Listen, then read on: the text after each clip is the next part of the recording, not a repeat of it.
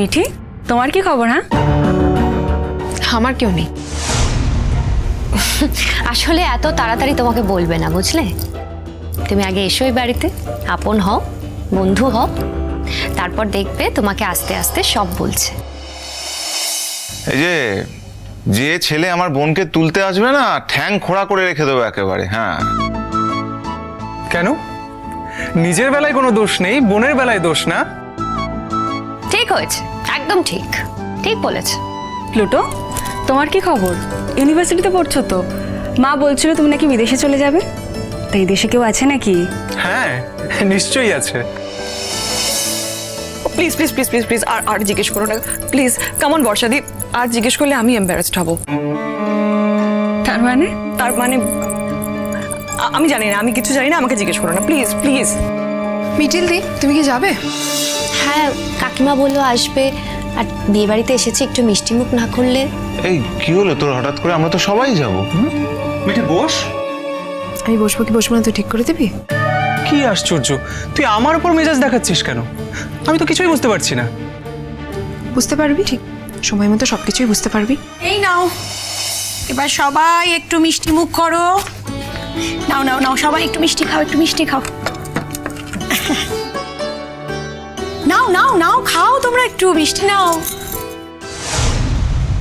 বাবা মিঠি, একটা গোটা মিষ্টি খাও না। তুমি তো খুব ফিগার কনসিয়াস দেখছি। হ্যাঁ, আমার এখন একদম ইচ্ছে করছে না বৌদি ভাই। আমি তো আবার তোমাদের বাড়িতে আসবো, এই তো সন্ধেবেলায় আসবো, তখন না হয় খাবো। প্লিজ তুমি রাগ করো না, কিছু মনে করো না। বর্ষা, চল এবার, নইলে কিন্তু অনেক দেরি হয়ে যাবে। আর তোর বন্ধু বান্ধবরাও সবাই চলে এসেছে, ওরা তো এদিকেই আসছিল।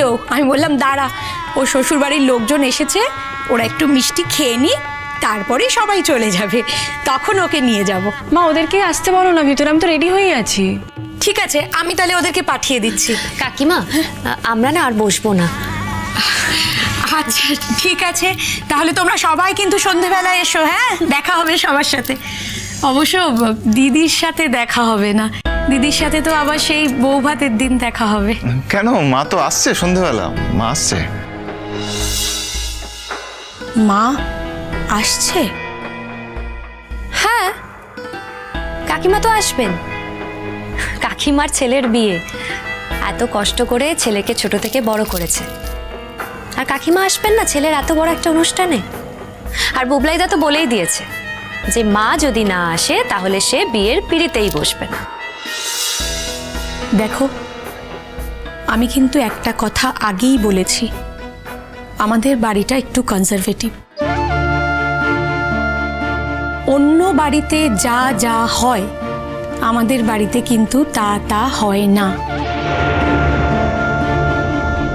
আমার শ্বশুর শাশুড়ি এখনো বেঁচে আছেন তো, মাকে ছেলের বিয়ে দেখতে নেই। যদিও এই কথাটা আমি বিশ্বাস করি না আন্টি, মায়ের থেকে বড় শুভাকাঙ্ক্ষী জীবনে আর কেউ হতে পারে না।